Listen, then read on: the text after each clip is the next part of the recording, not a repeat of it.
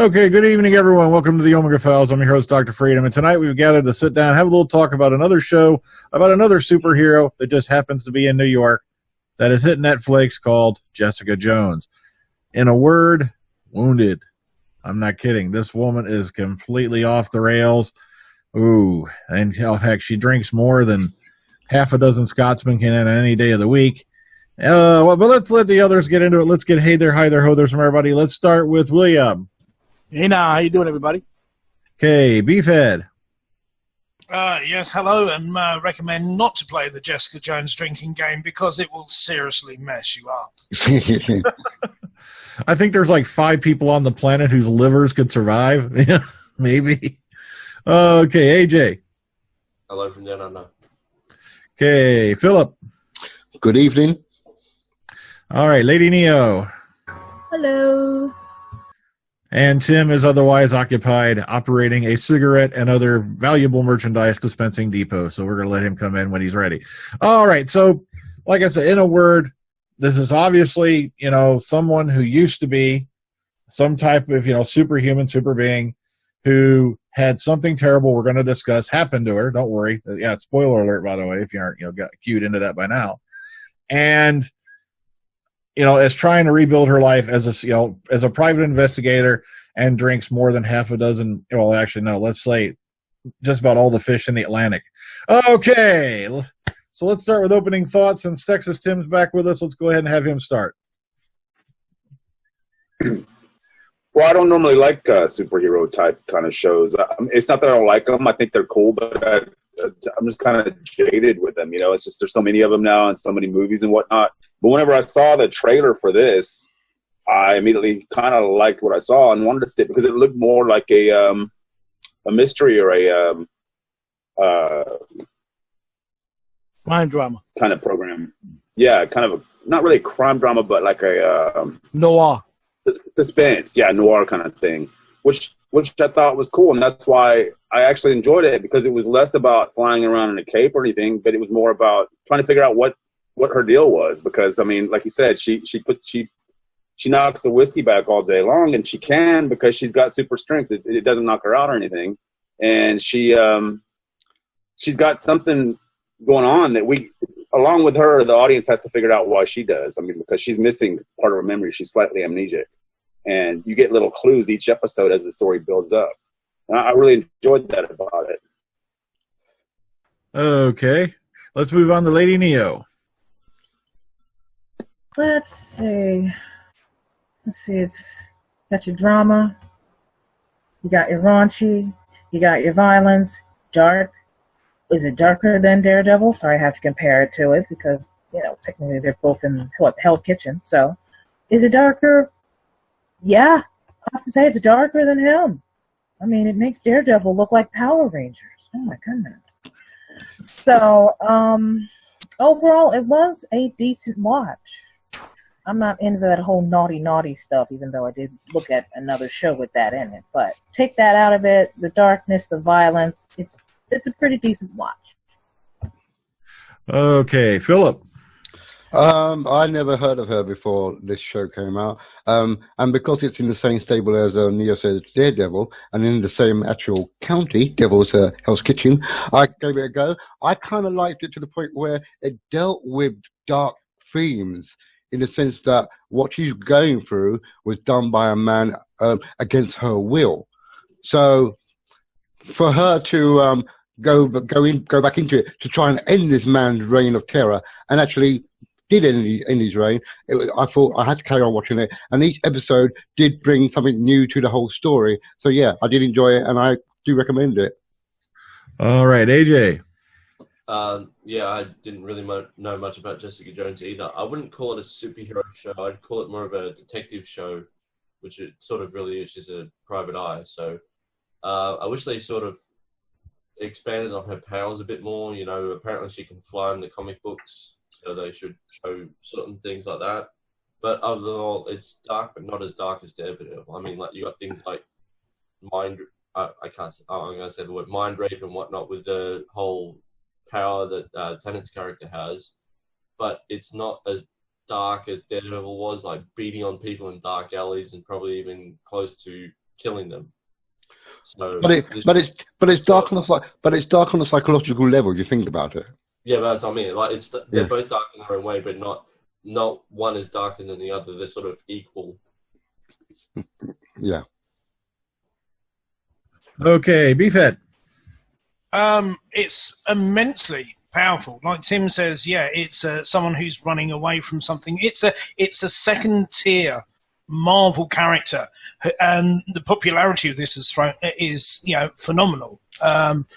This is, in essence, her story as such is like a rape survivor story, and everyone who you meet throughout the course of it is a survivor in some way. Everyone in this is broken. Everyone has a flawed character and something and they're trying to all get through it. And I think the way it's all melded together, that it becomes like a support structure, the evolution of it as it goes along, that they're all trying to fix each other. But ultimately, you can't be totally fixed. It's a survivor story at the end of the day, and it is very, very well done. Okay, William. I was a little bit surprised that Netflix was going to do the series of Jessica Jones based on the Alias comic, because she's a recent new character created in the Marvel line, and that comic was for adults, because as you can see in the early episodes, what shenanigans happens between her and Luke Cage. But what's weird is that they used her final story arc to deal with the Purple Man, or Kilgrave. That was the last arc of her story. So, and now that we know for a fact that the second season's been picked up, that means we're going to have to either use some of the earlier story arcs or create a new one on his own. And that's, of course, later on we're going to ask about the Purple Man, if he's going to return or not, but that's later on. That's hitting it. But the thing is, the funny thing, when the Alias comic came out, originally it was not supposed to be Jessica Jones. It was supposed to be Jessica Drew, who was Spider-Woman in the comics. But since she was going to return to the Avengers, that the writer had to change her name to Jessica Jones, a whole new character, and sort of like a whole new superhero who was called I forgot, Glitter or something like that. I have to look it up. That's why. Oh yeah, Drew. Thank you, Drew. That's why in one of the early episodes you saw her friend Patsy showing a costume, and she was joking about it, saying that he's gonna show camel toe like that. That was the costume that the comic book character wore, which was a little funny. But in reality, she hardly ever wore that costume now, even especially after she married Luke Cage in the comics. Remember, this happened in the comics. What is gonna happen in the TV series? That's something different. That's the whole thing entirely. But I can tell you I love the noir style of it, the crime drama of it, without showing that much superheroism. That's what makes it a good idea that Netflix picked it up. Hopefully the second season will be, I can either say the same level or much better than this one. Okay, let's open the floor up. Yeah, of course, one thing a couple of us brought up, the villain in this story, played by David Tennant, Kilgrave. Oh my gosh, it was like 10th Doctor's gotten rapey. It's just scary. He is just so awesome in this role. Okay, who wants to pick it up first? Go ahead. I can't believe how you can say nutty some fans of David Tennant is that they're complaining of him being the Purple Man when all they see is him being the Doctor. This actor been doing things before Doctor Who and after Doctor Who. So if all you see him is the Doctor, there's something's wrong with you, and you need to get out of the house once in a while and experience life. Yeah, a lot of people just didn't get used to the idea that Kilgrave, played by Tennant, he was using the same British accent that he did, when he played Doctor Who. But it's obviously a totally different character. There was people actually online going, "Now, if I go back and watch the Tennant here, I don't think he has companions. I think he has victims." Stuff like that, or hostages. I know, wham. But I think he played the character brilliantly. Anyone else want to hop on that? Go ahead. I have a question though. With all these kind of superhuman people like Jessica Jones, Luke Cage, and of course even the Purple Man, how come they are not picked up by the military because of their Well, I can explain a little, Nick. For Cage, it just happened. His power just came recently. If they follow the comic book, he was incarcerated and he volunteered for an experiment to get out of jail, and he kept it hidden for nobody could know about it. So that takes care of that. As for Jessica Jones, you don't see her showing it in front of people, her powers. So again, she hid it. She kept it hidden. As for the Purple Man, he just said go away. Oh, he just would tell them to go away or jump off a bridge or whatever. Yeah, but what I'm saying is, so aren't they documented as being extra human? I call them that because that's what they are, extra human in like government circles or not? Well, that will, if they do that, either will have to appear in future episodes of this Daredevil on other ones, or maybe they might be mentioned in Shield. Wait, that's right. This is Marvel Universe. I keep thinking of Argus because of DC and Arrow and all this.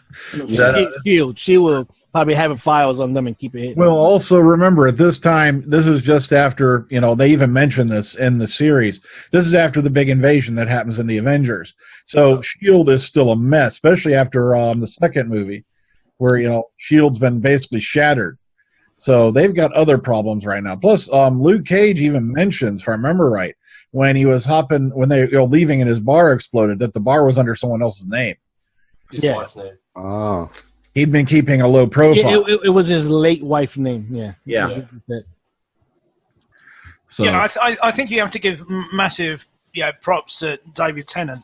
Yeah, you do get that feeling from the first time you see him, which is sort of in flashback or whether it's her own paranoia, and he sort of like licks her face. It's like a exertion of control and absolute dominance. You get as it progresses, and where he's trying to, in essence, control her life, but without the powers. So it's it's for him. It's all about control. And ultimately, he could control anyone in the world, but the one person he wants to control is the one person he can't. It's very well executed as it is, but it's the idea of taking away someone's self, their idea of control, and that is sort of, in essence, it's not a physical rape, but it's stripping away that individuality to make you serviceable to someone else. He does that. The sadism and the sort of petulant child business that you get from him as it goes on. You have the bit where he basically recreates Jessica's childhood home, and he's got a maid and a butler there. Yeah. And she goes off. He allows her to go away. It's all right. Right, you're going to stand at the window and you will not blink till she comes back. And you go back and their eyes are red. They're streaming. Please let us blink. You can see this complete sadism. He sends kids to go and hide in the cupboards and makes them wet themselves. Well, I could add to that. What I like too is that you don't even really find that out till about more than halfway through the series. You think that she thinks that she's still being somewhat controlled by him up until a certain point. It's full of little twists and turns, this show. Hold on. Yeah. She's running away from it. She's trying to blot it out through alcohol. And don't get me wrong, I like a drink. I like a whiskey. You got to love a lass who likes a whiskey that much too. But she's trying to get through the day. It's a coping mechanism. It makes her sleep, whereby she can try and forget what has happened to her, what she has done, and she's been forced to do, in essence, kill. On command, so completely go against her own character. And before that, you find out that she, as the series progresses as well, that she's a protector. You find out that her best friend Trish, who was a former child star and everything like that, has the pushy stage mum who would physically abuse her, who would twist her arm and beat her and everything like that. Yeah. And that you find out that everyone in this is broken. And it's superbly done. I think even down to the guy who lives in the apartment block, who you think is just like a dropout junkie. He's there rolling around for, I think, the first half of the season. And Malcolm. Yeah, you think he's just like bouncing around and he's there as some sort of comic foil, but you find out that it's a long game that Kilgrave is playing, whereby he's spying on He's the one that gave him the dope. He's the one that made him a junkie. And what I was saying was I like, too, though, how the reveal that she's actually broken off from his control. We don't know that until she finally turns the tables on him. And that's I think, in episode 8 or 9. I mean, it's way deep into the series when she somehow managed to get the ability to not be controlled by him. But she's the only one, apparently. He can still control everybody around her. He tries to do that. So it keeps you guessing, this show. I think that's one of the better things about it. Yeah, it's 2/3 of the series. She's running away from this. She does not want, she's a superhero that does not want to be a superhero. She doesn't want to be noticed. She just wants to disappear. When trouble crops up, she wants to run. And as a private detective, she's doing what is the, you could classify as the bottom feeder type stuff. Do you know what I mean? She's there basically catching people, at it, cheating on their partners or whatever, taking photos of it. So it's not even a valid thing, but she's sort of, you get that awakening of the conscience as it goes on, that she saves this girl who she finds out has been held captive by Kilgrave, to find out she's still under control. And it's, like I say, it's a very adult thing. She shoots her own family.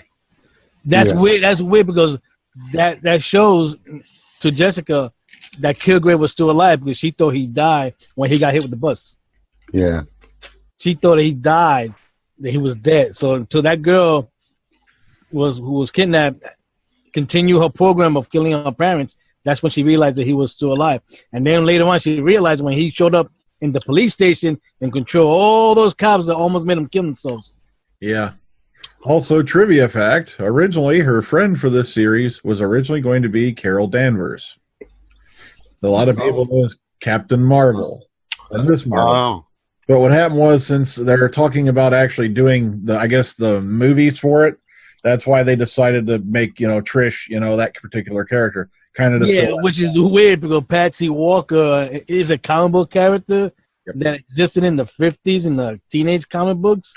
Like the sort of Marvel version of the Archies like that. Then she came back, I think, in the late 60s, 70s and became a superhero known as Hellcat. Yeah. So that's weird that they bring that character to the Jessica Jones universe, but she doesn't appear in the comics at all. Right. Am I only understanding that the blonde guy that takes the pills, the blue pills and the red pills, he becomes an adversary to Captain America? No, you mean the Nuke? Yeah, Nuke. Okay, yeah. in the comics, he first appears in the comics as an assassin.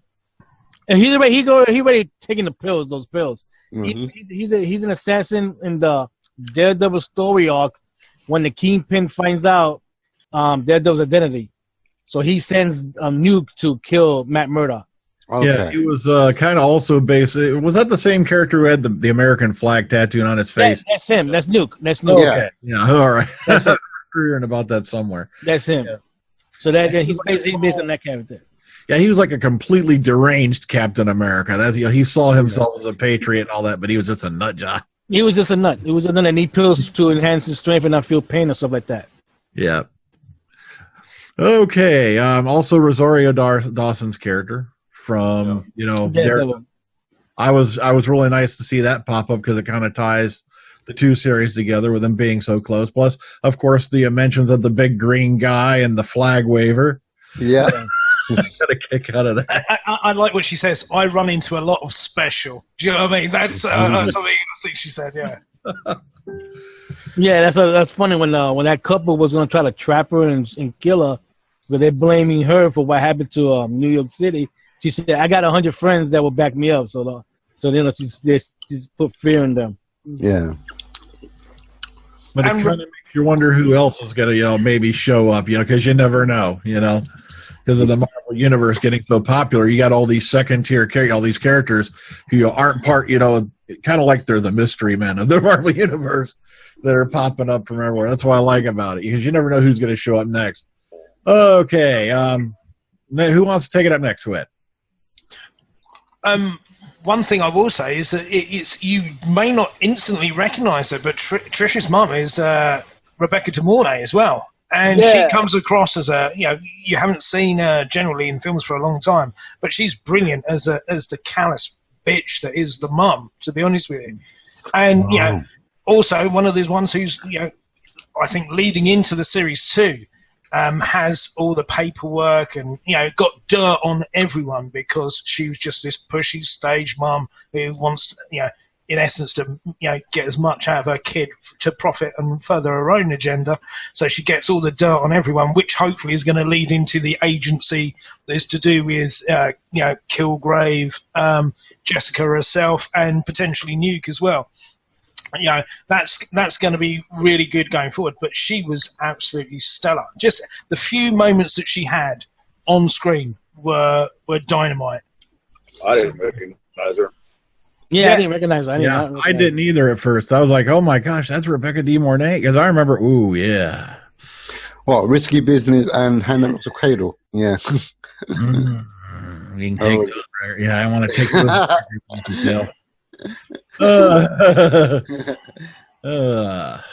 So any chance that the Purple Man will return since he met his untimely demise in this one? And what's funny thing in the comic, he did get killed, and later on he found out the hallway that he had a heating factor and he healed up. So if we noticed near the ending of the season that he was injected with embryonic and it turned purple. So maybe, and his body was taken by that company that was using his parents to create him and experiment on other children. So maybe down the line, I'm not saying second season. I don't think second season. Maybe later on he might return because in reality, the Purple Man is the main villain of Death. Exactly. I reckon he'll return at some point because he got great plaudits for that. So they might say, you know what, come back. We'll find a way. Yeah, they could bring him back. Well, it seems like almost like Will just said they set things up that way because I didn't catch who took his body or whatnot. I mean, so you're saying that probably they are. Remember that supposedly friend of Jessica, that attorney that was cheating on her wife like that.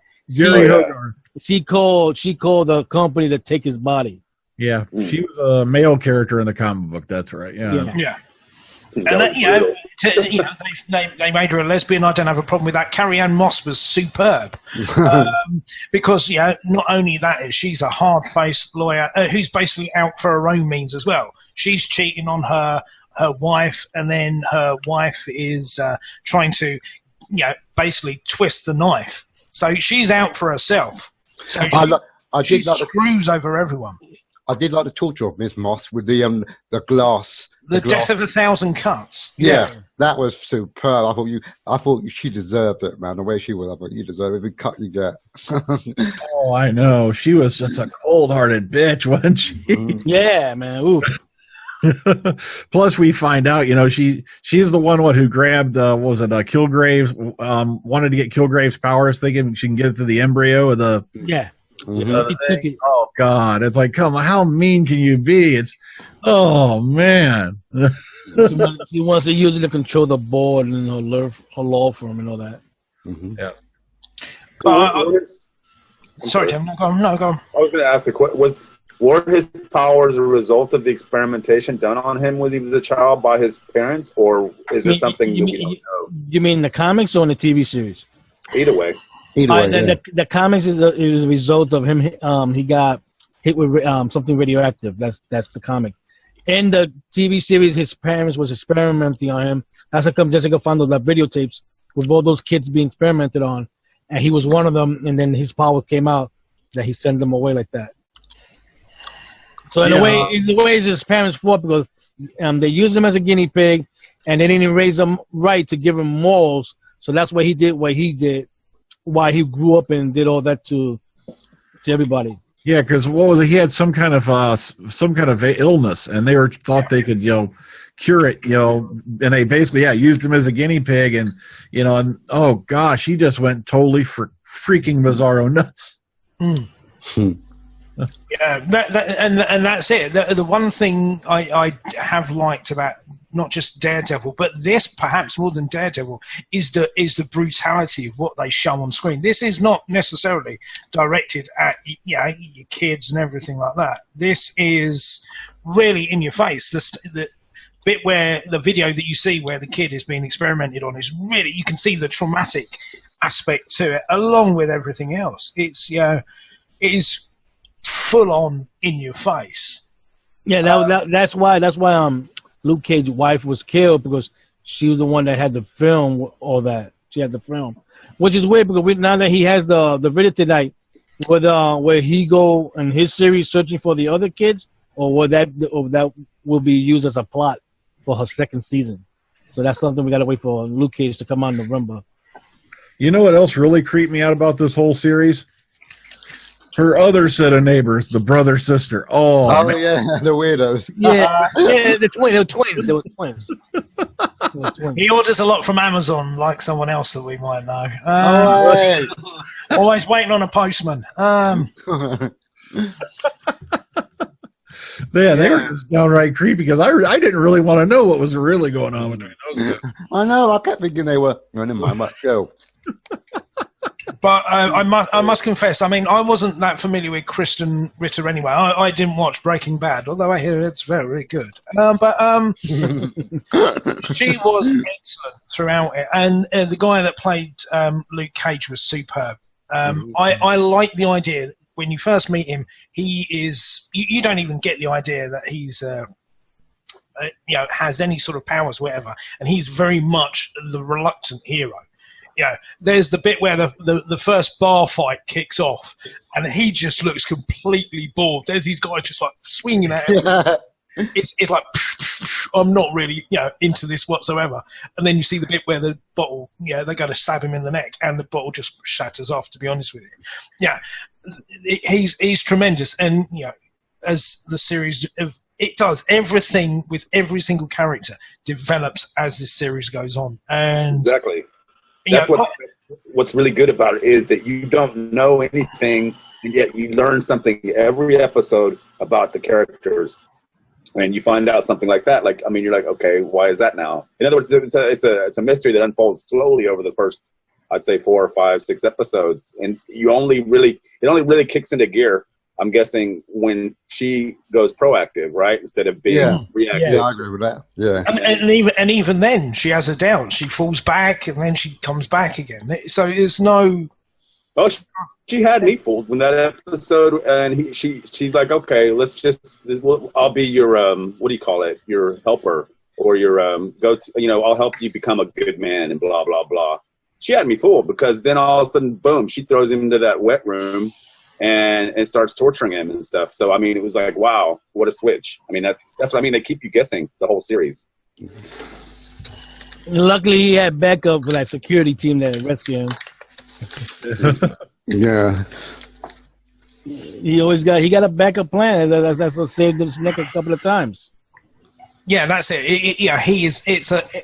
And that's the one thing I do like about the way Kilgrave's character was done. He was playing such a huge, long game you would not believe. He's just...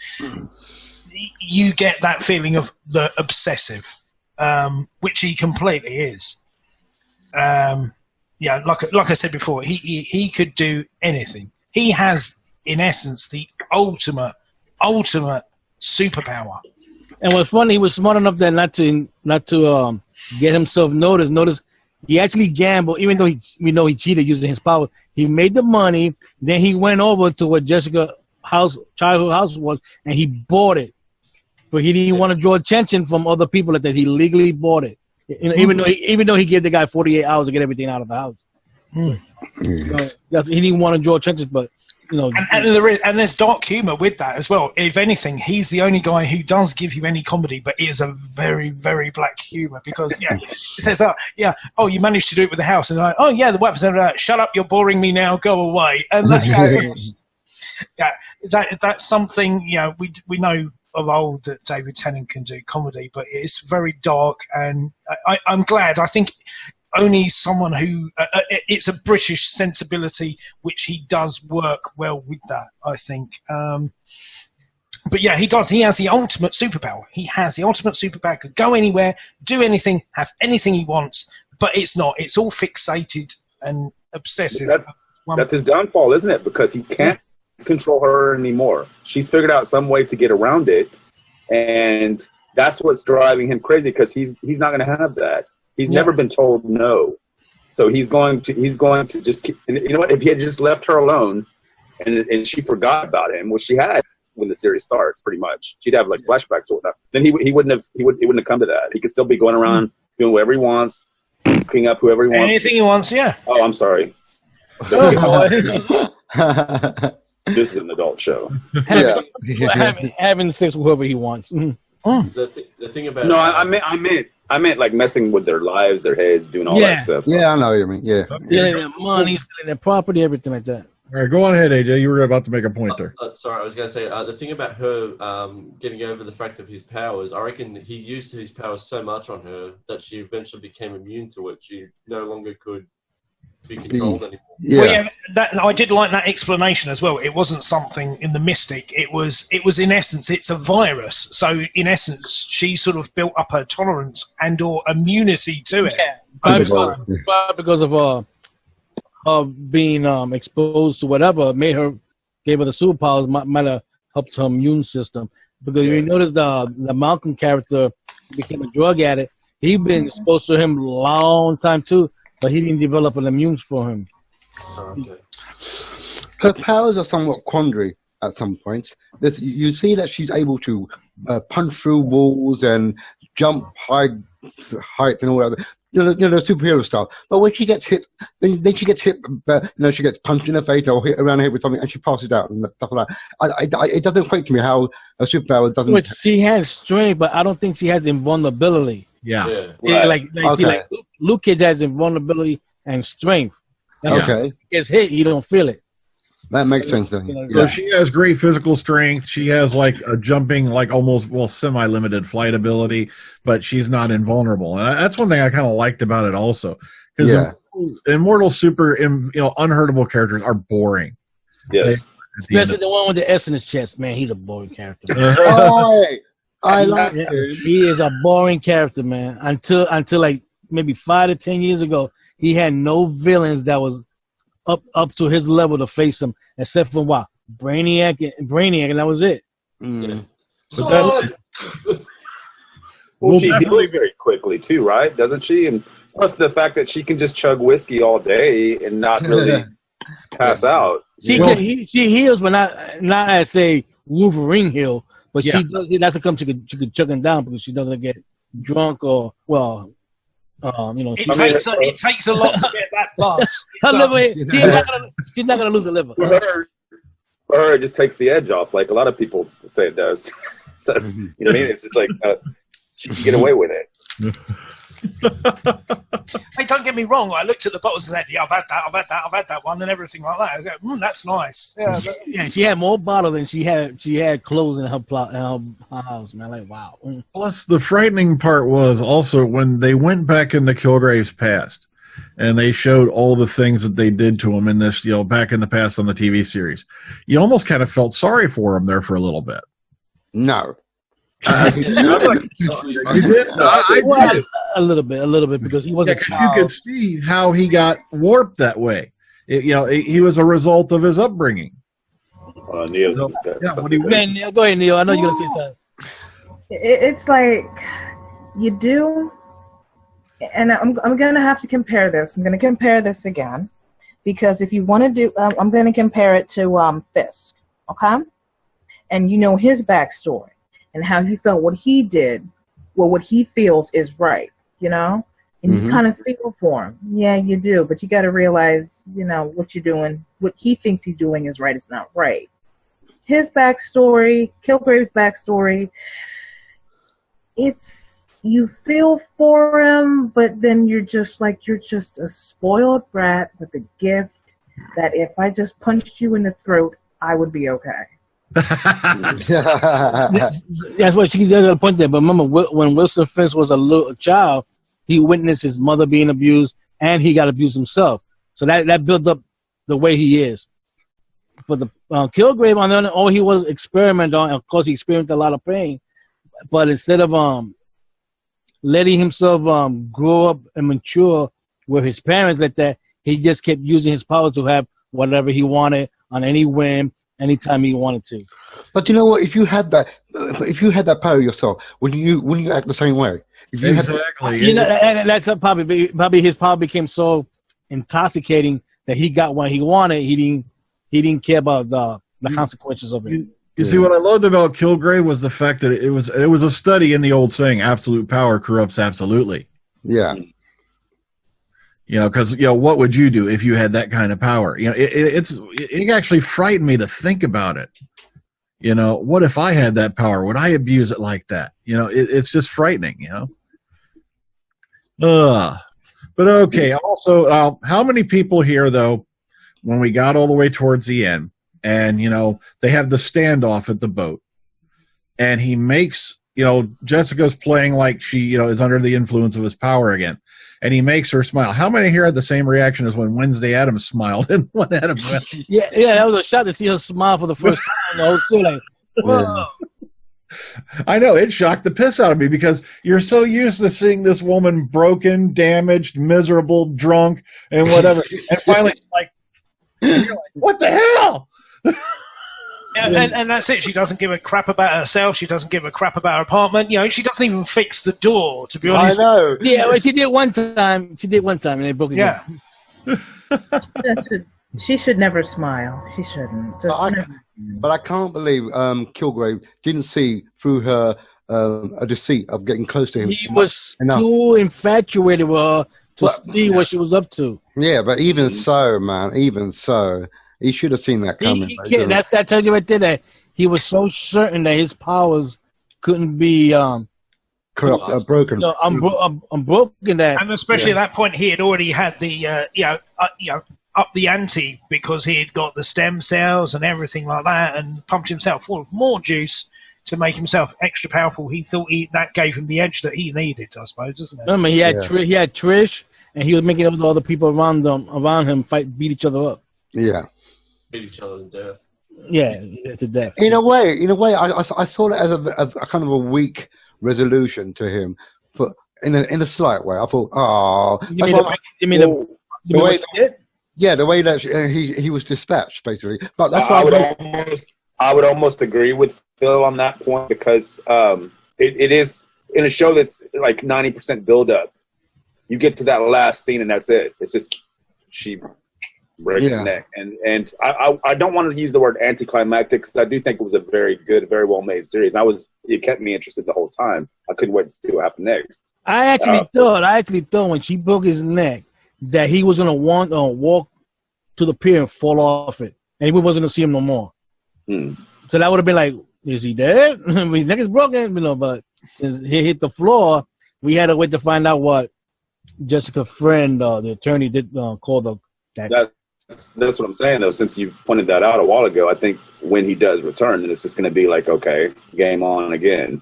So they had to tie it up somehow, and she had to win. I mean, that was what the show was about because she starts out at the bottom and climbs her way and gets out of this whole thing and defeats her villain, which is good. But I do agree with Phil to a certain extent that it was a bit.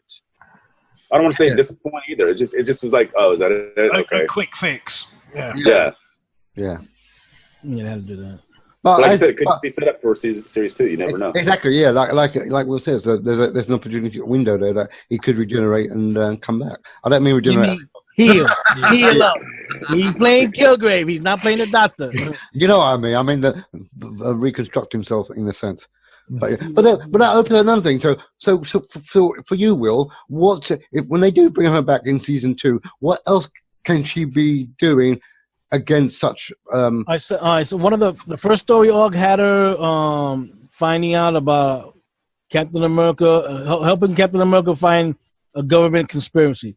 I don't think they're gonna do that because they can't use Captain America for the movies. And another one was that she was finding out that a bunch of people was making temporary superhumans by giving them mutant growth hormone. Now they could change that and use the fish oil from the Inhumans from their shield. And use that there. So you can use good crossover. Yeah, you can use that. You can use that story arc there. And then I think another one is that this is a Daredevil story that when she teamed up to him because it turned out the Purple Man who've been having sex for a lot of years had kids that had the same powers as him, and they try to take over the whole city of New York. So again, that could be a crossover with Daredevil, but that has to happen after the Defenders. Yeah, of course. Yeah. So that's like 3 years or more down the future.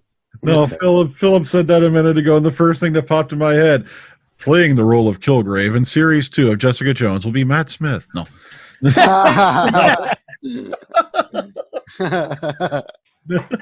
Why not? He needs a job now, so then He needs to work now that Terminator's gone down the toilet. No, he's not doing Predators and Zombies. That's already filmed. He needs work now. He ain't got no money. Yeah. Oh, okay. Because, I think they had him on a 3-picture deal. So depending on whether they gave him a pay-or-play contract, they're either going to have to pay him out or he's going to have to do 2 more movies under that contract. But there were a lot of the one thing they did do is the fantastic build-ups and the drop-backs and everything like that. When you think, hey, this is how it's going to pan out, they pull the rug out from under you. When they had him there, they had him in the isolation chamber. They got the video, which in essence was proof of his existence, proof of his power. Because at the end of the day, all the time running through this, he, like Will said, he's a man who doesn't exist. She was in the police department. She'd been arrested. He went in, got everyone to release her. I think it was a giant joke. Erased every element of his presence. He's a guy who doesn't exist, and they had this proof.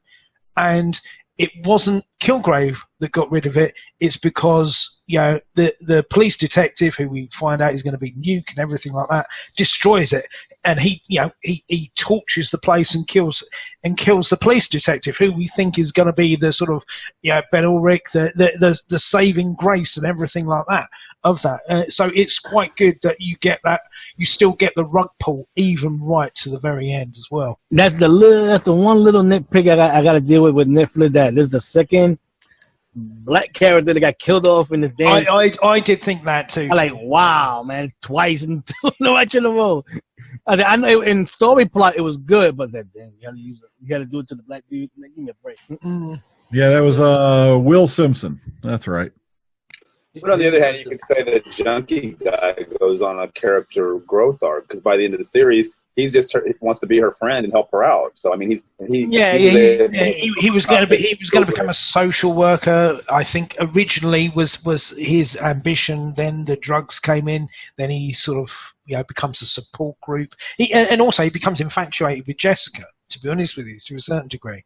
Also, I just wanted to ask William, wasn't Malcolm her like aide or something like that in the comic book? I have to look. I haven't read those books in a while. Okay. I think so, but I forgot. I think the way they left it, he will be now, right? Because he's the one that answering the phone. He's answering the phone. Yeah, he inserted himself into the business pretty much. So. Yeah, which is good. It's good to have another person there. You need that place needs to be picked up, man. And I've got to say this as well. I don't know what any of you else you thought. The only way that Luke Cage could stop himself is that he shoots himself in the head. Oh yeah. And it always brings up one of those very interesting quandaries. How do you treat a guy, whose skin, he's basically invulnerable? You can't give him injections. You can't give him surgery. You can't, basically there's not very much you can do other than give him a body scan and go, okay, hopefully he'll get better. Because I have a question about the blonde girl. I think it's either her sister or her friend. I don't know what she was. When she took those blue the pill thing from that man, does that mean that she's also now got the? It's not permanent. You have to keep taking it. That was my question. Is it a permanent thing or just? No, it's not permanent. You got to keep taking it. Yeah. Okay. Yeah. I think there were red, white, and blue pills or something like that. Yeah, they were. Yeah, like the flag. Yeah. Yeah. Okay, well, we've thrown it around. We've talked about it. Let's go ahead and let's rate the sucker, and we'll put it to bed, shall we? Okay. Jessica did. Yeah, Jessica did a lot of that. This might not be a good one for the children, especially those scenes where they're basically going like a jackhammer on meth. Okay. To break the bed. Yeah. Literally. A lot of nipples. Comic got a little man nipples only, obviously. The comic got a little bit more worse than that. Yeah. Racy. Oh no, that reminds me of the scene where she's sitting on the toilet and she's doing that Then she reaches over. There's a paper. Oh, my God. One of the great quandaries of the universe. Okay, let's go ahead and let's rate it. We'll put it to bed. All right, let's start with William. Out of 10, how do you rate Jessica Jones first season?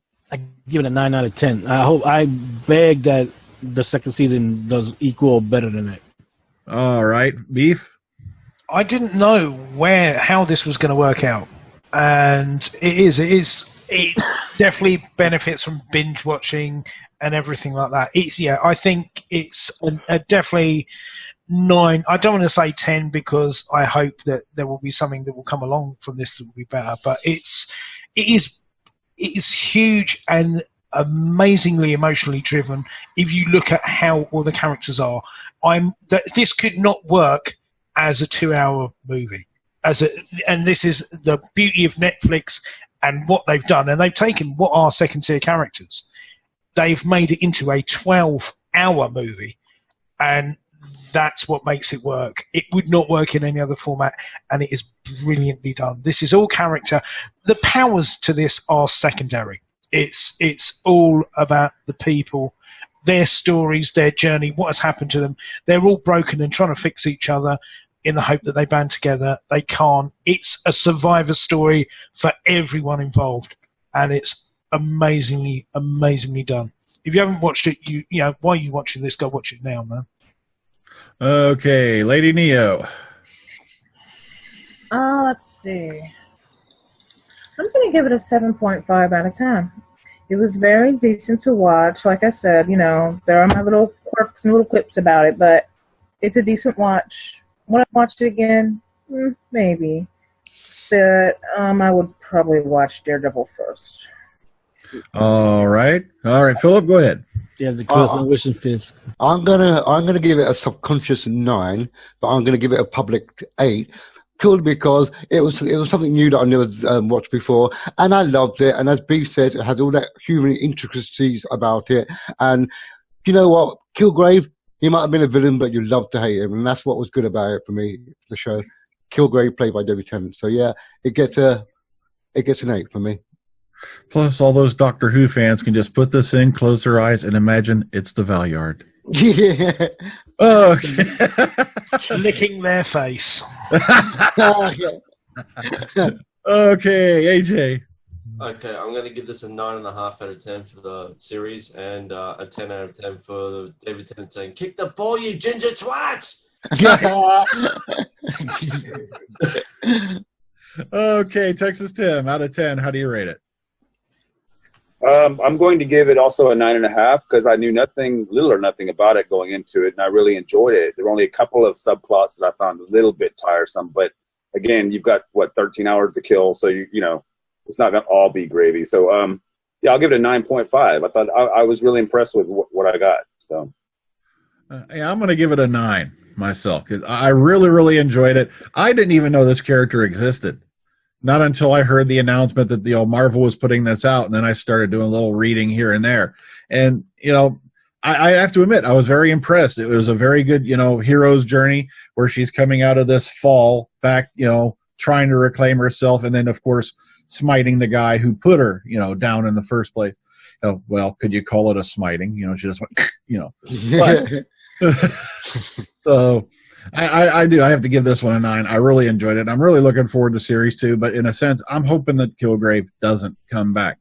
I'm hoping they find a whole new challenge for her to face and a whole new foe that, challenges her the same way Kilgrave did, but in a whole new way. I don't want to see the same thing over and over and over again with where Kilgrave just turns out to be the ultra powerful, creepy stalker guy. I just don't want to see that over and over again. You also got to give the show props for coming up with a good theme song for the show. Oh, I can't remember that. The piano playing, remember? I remember the Daredevil one. The Daredevil one I remember very well. Well, Daredevil is different.